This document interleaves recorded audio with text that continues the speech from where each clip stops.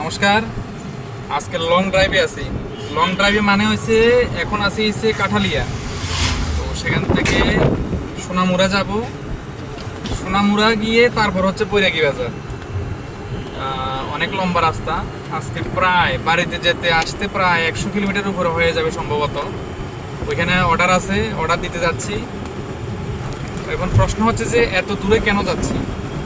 এত দূরে যাওয়ার একটাই উদ্দেশ্য, যাতে আমাদের অর্ডারটা বা যিনি দিয়েছেন তাকে যাতে সঠিকভাবে জিনিসগুলি পৌঁছে দিতে পারি এবং যাতে উনি কাজটা করে সাকসেস হতে পারে। আমাদের মেন উদ্দেশ্য হচ্ছে এটা।